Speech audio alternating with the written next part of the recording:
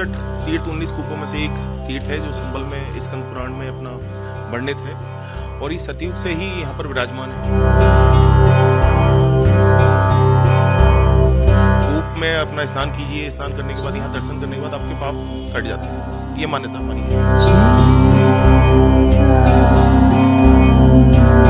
तो इसका पूर्णतः जीर्णोद्धार किया जाए, जो इसकी जगह है उस जगह को बिल्कुल कब्जा मुक्त करके मंदिर में ही सम्मिलित किया जाए।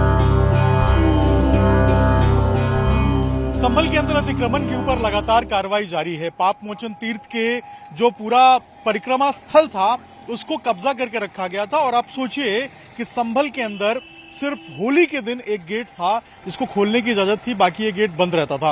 ये देखिए पाप मोचन तीर्थ के परिक्रमा स्थल का रास्ता है, होलिका दहन स्थल मार्ग है ये, और देखिए अब प्रशासन ने इसे तुड़वा दिया है। इसको एक ही जो है वो दिन खोला जाता था, जो होली के दिन खोला जाता था, या होलिका दहन जो है जिस दिन होती थी सिर्फ उस दिन इसको खोल के और अंदर जाने के लोगों की इजाजत होती थी। बाकी 364 दिन ये गेट बंद रहता था। आप सोचिए ये परिक्रमा स्थल का मार्ग है पाप मोचन तीर्थ का, और देखिए किस तरीके से यहाँ पर अवैध कब्जा था, लेकिन अब इस कब्जे को तोड़ा गया है, इसको हटाया गया है और अब इसे कब्जा मुक्त किया गया है। अच्छा, ये कितने सालों से इस तरीके से बंद था, क्यों नहीं खोला गया था इसको? ये तो ये समझ लो आप, जब से यहाँ होली पूजते आए हैं इधर की तरफ मांस घेर लिया, तो जब से कब्जा हुआ उस समय से ही कब्जा है। तो कभी किसी ने कोशिश नहीं की कब्जा खाली कराने की? नहीं, कोशिश की, लेकिन जो है वो बस होली का दहन करने जब आते थे तो सामान हटवाए थे सिर्फ उसी दिन? हाँ, उसी दिन, और बाकी दिन ऐसे बंद? बाकी दिन बस जैसे होली पूज के निपटे तो पीछे माल लगना शुरू हो गया, फिर वही हो जाता था सेम कब्जा शुरू। और ये क्या तीर्थ का जगह है, तीर्थ की जगह थी ये पाप मोचन तीर्थ पर रास्ता निकलता है, परिक्रमा मार्ग। तो आप सोचिए पाप मोचन तीर्थ का परिक्रमा मार्ग है और यहाँ पर किस तरीके से कब्जा कर लिया गया था, लेकिन अब इस कब्जे को तोड़ा गया है, इस कब्जे को ढाया गया है। और ये देखिए ये परिक्रमा मार्ग का होलिका दहन स्थल मार्ग बाकायदा इसको बना दिया गया था। सिर्फ एक दिन के लिए साल में ये खुलता था जिस दिन होलिका दहन होता था, उसके बाद ये रास्ता पूरे तरीके से बंद हो जाता था और यहाँ पर अवैध कब्जा हो जाता था। लेकिन अब प्रशासन ने इसको तुड़वाया है और यहाँ से जो अतिक्रमण था उसको खाली करवाया है। पाप मोचन तीर्थ 68 तीर्थों में एक तीर्थ है, काफी पुराना तीर्थ है, महत्व है इस पाप मोचन तीर्थ का। कहते हैं कि इस पाप मोचन तीर्थ में नहाने से और यहाँ पे पूजा करने से जो पाप होते हैं उनका नाश होता है, पाप हर लिए जाते हैं, पापों से मुक्ति मिलती है। देखिए किस तरीके से उन तीर्थों पे कब्जा करने का जो सिलसिला है वो किया जा रहा था और रास्ते को बंद कर दिया गया था, लेकिन अब प्रशासन ने रास्ते को खुलवाया है और जो एक दिन खुलता था रास्ता उसको यहाँ पर तोड़ दिया गया है। जो गेट बकायदा बनाया गया था उस गेट को भी यहाँ पर तोड़ दिया गया है।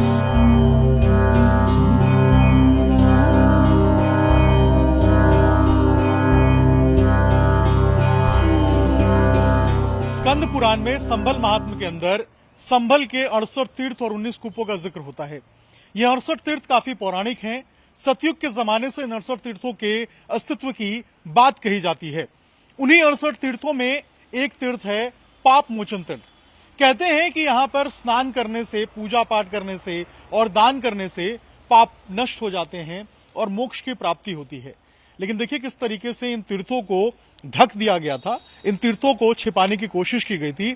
हमने अतिक्रमण में दिखाया किस तरीके से इस पूरे परिक्रमा स्थल के ऊपर जो अतिक्रमण है वो कर दिया गया था। लेकिन इसके साथ साथ अगर आप देखेंगे तो इस तीर्थ के आसपास देखिए किस तरीके से जो आबादी है वो बदल गई और यहाँ पर जो बाउंड्रीज हैं वो आपको नजर आएंगी। और पहले ये तीर्थ काफी खाली हुआ करता था, जमीन हुआ करती थी, लेकिन अब देखिए यहाँ पर बाउंड्री करके घर बना दिया गया और ये जो पूरा तीर्थ का इलाका है ये आपको इस तरीके से नजर आएगा। चारों तरफ घर बनाए गए हैं और तीर्थ को कहीं ना कहीं छिपाने की कोशिश की गई है। ऊंची ऊंची बाउंड्री देखिए चारों तरफ बना दी गई थी। अगर इस तरफ मैं दिखाऊं आपको, देखिए किस तरीके से झाड़ी जो है वो यहाँ पर लगा दी गई है और ये तीर्थ का मेन गेट है। ये काफी पौराणिक तीर्थ है, लेकिन अगर आप इसे देखेंगे तो आपको देखकर शायद अजीब लगेगा कि इतने पौराणिक तीर्थ को इस अवस्था में किस तरीके से रखा जा रहा है।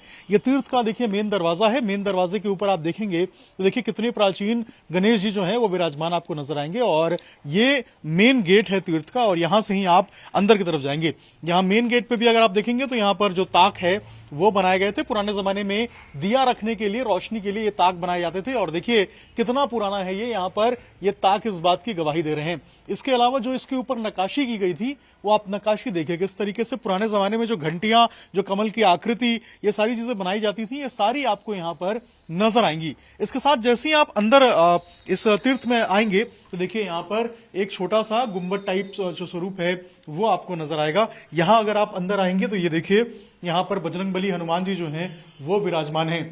कुछ दिनों पहले तक यहां पर जो गंदगी है वो फैली हुई थी और यही कारण था कि यहां पर प्रशासन के अधिकारी पहुंचे थे। यहां के लोकल लोगों ने इसको साफ कराया और अब देखिए हनुमान जी को जो यहां पर लाल कपड़ा है वो चढ़ाया गया है। इसके अलावा देखेंगे आप तो चांदी की जो बर्क है वो लगाई गई है और जो माला है वो पहनाई गई है। ये काफी प्राचीन मूर्ति है हनुमान जी की और ये पाप मोचन तीर्थ की कहानी है। इसके अलावा अगर आप यहां से देखेंगे तो ये जो पिलर्स हैं ये कितने मोटे हैं और इनके ऊपर पिलर्स की जो डिजाइन है, ये डिजाइन देखकर आप समझ पाएंगे कि कितने पुराने तीर्थ हैं। और पुराने जमाने में जब ये मंदिरों के पिलर बनाए जाते थे तो कुछ इस तरीके से मोटे पिलर देकर बनाए जाते थे ताकि मंदिरों को किसी भी तरीके से कोई नुकसान ना हो। इसके अलावा देखिए अगर इसके ऊपर के स्वरूप को आप देखेंगे तो यहां पे कलश जो है उसका निर्माण कराया गया था। कलश की निशानी आपको नजर आएंगी और यहां भी अगर आप देखेंगे तो जो फूल हैं यहां पर फूल की आकृति बनाई गई है। तो इस तरीके से पुराने जमाने के जो आर्किटेक्चर होते थे, पुराने जमाने का जो एक स्वरूप होता था वो आपको इस मंदिर में, इस तीर्थ में देखने को मिलेगा।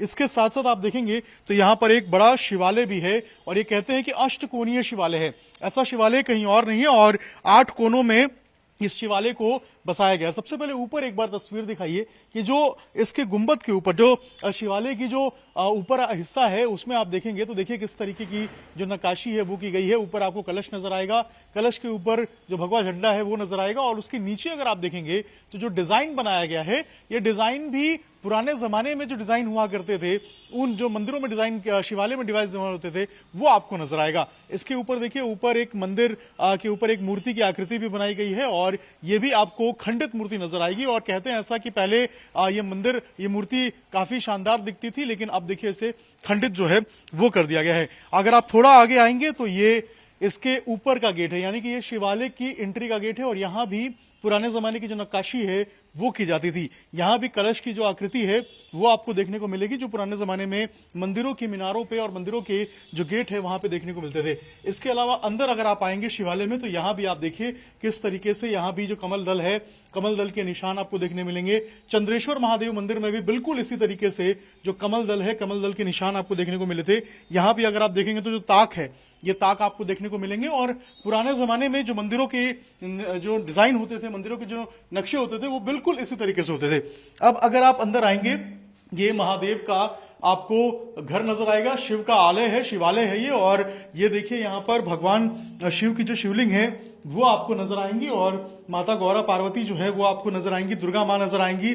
इसके अलावा दूसरी तरफ अगर आप देखेंगे तो यहाँ पर जो गणेश जी हैं वो नजर आएंगे, नंदी बाबा नजर आएंगे और नीचे छोटी छोटी जो मूर्तियां हैं वो यहाँ पर बनाई गई हैं। और ऊपर अगर आप देखेंगे तस्वीर में तो देखिए किस तरीके से जो अष्टकोणीय है, 8 कोनों में इस मंदिर को बनाया गया है। इस मंदिर को जो डिजाइन किया गया है वो 8 कोनों में बनाया गया है, वो आपको नजर आएगा और हर कोने में कमल दल के निशान आपको नजर आएंगे। इसके अलावा ऊपर जो जंजीर है, जो घंटी है, ये आपको नजर आएगा। और इसकी भी गुंबद अगर आप देखेंगे तो आपको इस गुंबद को देखकर समझ में आएगा कि आखिर किस तरीके से, कितना पुराना ये गुंबद है। चंद्रेश्वर महादेव मंदिर में भी बिल्कुल इसी तरीके से ये गुंबद नजर आता है और जो डिजाइन है वो बिल्कुल चंद्रेश्वर महादेव मंदिर की तरह का है। और ऐसा लोग कहते हैं कि संभल के अंदर पृथ्वीराज चौहान के जमाने में जितनी मंदिरें हुआ करती थी उनकी डिजाइन बिल्कुल इसी तरीके से है और इसकी पौराणिक महत्व है।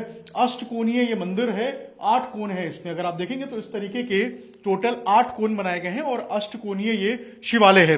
ये देखिए ये शिवलिंग आपको नीचे नजर आएगा। और इसके अलावा अगर मैं आपको दिखाऊं बाहर की तरफ तो एक छोटा एक और शिवालय बनाया गया है जिसको उप शिवालय कहते हैं। ये देखिए यहाँ पर जो बाहर आप देखेंगे तो ये छोटा शिवालय है, इसको उप शिवालय कहा जाता था। और इसकी भी अगर आप नक्काशी देखेंगे, इसकी भी आकृति देखेंगे तो इसके ऊपर भी आप देखिए जो कलश है वो विराजमान था और कलश के नीचे बिल्कुल उसी तरीके से जो फूल की आकृति है उसके अंदर इस पूरे शिवालय को बनाने की कोशिश की गई थी।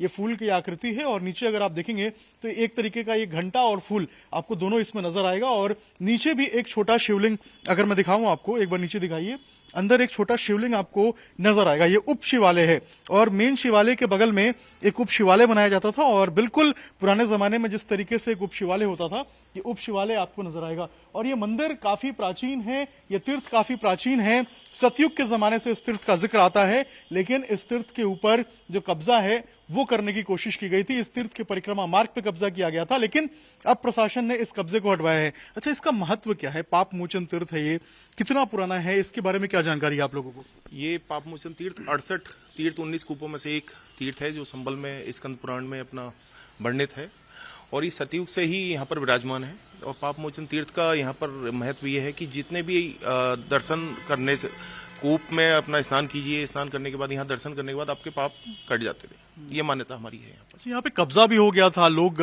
कब्जा करके बैठे हुए थे, अब तोड़ा गया है उसको।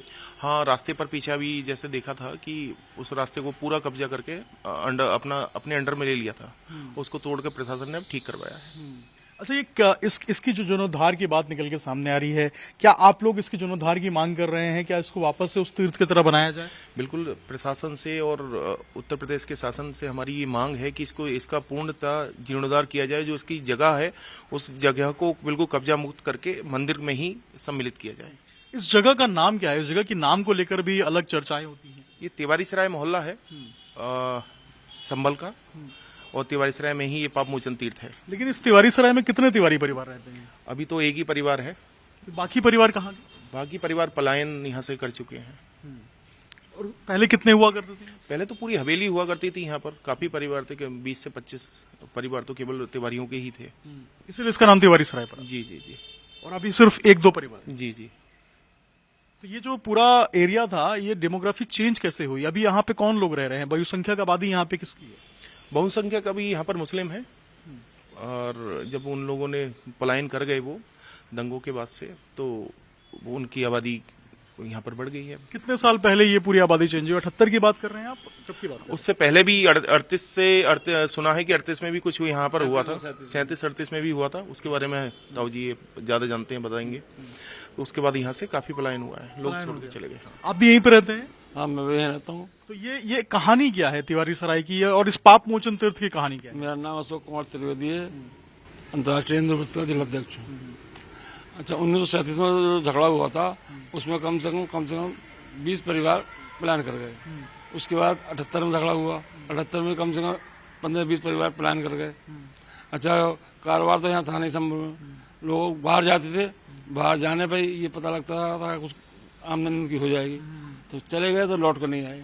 अच्छा, उनके जो घर वगैरह थे वो दूसरे समाज मुस्लिम लोगों ने ले लिए, और या और लोगों पर दबाव बनाया, औने पौने पैसे देकर निकल लो, नहीं तो जान से मार देंगे। इस दहशत की वजह से चले गए वो, पैसे मिले या ना मिले। तो यहाँ पे जो कब्जा था, इस कब्जे की कहानी क्या है? इस कब्जे को कहते हैं यहाँ पे कि होलिका दहन ने कुछ बनाया गया था जो सिर्फ एक बार खुलता था साल में, उसके बाद खोला ही नहीं जाता था उसको। ऐसा था, जब होलिका दहन होती थी वो हमारे नंबर में होती थी, हमारी कस्टडी में, मैं ही उसकी पूजा करता हूँ। अच्छा, मैं ही वहाँ जो नागपंचमी टीला है उसकी मैं ही पूजा करना चाहता हूँ। हिंदू समुदाय के नागपंचमी में हर पंचमी में पूजा होती है। अच्छा, पूजा हमारी ना कोई रोक सका था ना हम रुक पाते थे। अब वहाँ जाके और जो बच्चे दफन होते थे, छोटे बच्चे, उनको जो वो दफन कर देते थे, और जो लोग मर जाते थे अस्थि लाकर उसमें रख देते थे और गंगा गंगाओं से लाया जाते थे। अच्छा, वो लोग आसपास के लोगों ने क्या करा, उस पर तोड़ना शुरू कर दिया और दीवार तोड़ दी, उस पर पानी तारना शुरू कर दिया। वो भी हमने रुकवा दिया। लेकिन फिर इससे पहले करीब कोई 10 साल पहले डीएम साहब, एसपी साहब आए थे, इसके लिए उनसे कहा था ये पानी तार रहे हैं कोल्ड स्टोर वाले, तो रुकवाया और ये रास्ते पे गेट लगवाया। जब तक भी यही थी कि जो है वो धींगा दांगी थी उनकी कि मेरा इतना काम है, मैं बम्बई में करने वाला हूँ, स्मगलिंग करता हूँ, 2000 2000 रुपए 1 घंटे में कमा लेता हूँ।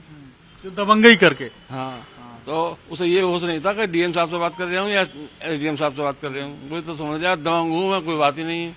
लेकिन अब ये टूटा है, अब जो अतिक्रमण हटा है, इससे आप लोग खुश हैं कि रास्ता मिल गया है कम से कम? नहीं, खुश तो है ही भाई। खुश ये है कि उनने ये कहा था हमारे सामने कि मैंने जो जमीन खरीद ली है साहब पीछे की, मैंने भी किससे खरीदी है? बोले अशोक हैं, उनसे खरीदी है। मैं तो अशोक को जानता। हाँ, अभी मेरे पास बैठे थे एसडीएम साहब, एसडीएम साहब और डीएम साहब के सामने की बात है। मैंने अशोक मैं ही हूँ, मुझसे खरीदी थी ना? तो ऊपर नीचे देखता हो, बोले साहब आप तो नहीं खरीदी, तो मैं तू अशोक को नहीं जानता था कैसे जमीन खरीदी? तो जमीन मालिक से तो खरीदेगा। तो ये खेल चल रहा था यहाँ पे। तो देखिए, ये पूरा पाप मोचन तीर्थ की कहानी है और किस तरीके से यहाँ की डेमोग्राफी चेंज हो गई। तिवारी सराय इस जगह का नाम है, लेकिन यहाँ पर सिर्फ 1 से 2 परिवार तिवारी के बचे हुए हैं, बाकी सब लोग यहाँ से पलायन कर गए हैं। काफी प्राचीन ये मंदिर है, काफी प्राचीन ये तीर्थ है। सतयुग के जमाने से लोग बता रहे हैं कि इसका जिक्र आता है। स्कंद पुराण में भी संबल महात्म्य के अंदर इस तीर्थ का जिक्र आता है, लेकिन इस तीर्थ को छिपाने की भरपूर साजिश की गई थी। इसके आसपास बाउंड्रीज कर दी गई थी, यहाँ पे अतिक्रमण हो गया था और लोगों को यहाँ से पलायन करने पर मजबूर कर दिया गया था। जो दंगे हुए थे उसके बाद लोग यहाँ से पलायन कर गए थे। औने पौने दाम में जमीन यहाँ पे खरीद ली गई थी। लेकिन अब यहाँ पर वापस से इस तीर्थ के जीर्णोद्धार को लेकर जो मांग है वो लोग कर रहे हैं। लोगों का कहना है कि इसको वापस से जीर्णोद्धार करना चाहिए इस तीर्थ का, और इसको वास्तविक इसका जो स्वरूप था, जो इसकी एक ग्लोरी थी, इसका एक चमक था, इसको उस चमक में उस नाम के साथ इस तीर्थ को लाना चाहिए। और आसपास जो अतिक्रमण था उस अतिक्रमण को भी तोड़ा गया है। आप सोचिए कि संभल के अंदर, भारत में संभल के अंदर एक ऐसी जगह भी है जहां पर सिर्फ एक दिन रास्ता खुलता था, वो भी होलिका दहन के दिन। बाकी 364 दिन रास्ता बंद रहता था, क्योंकि वहां पर कब्जा करके जबरदस्ती लोग रह रहे थे।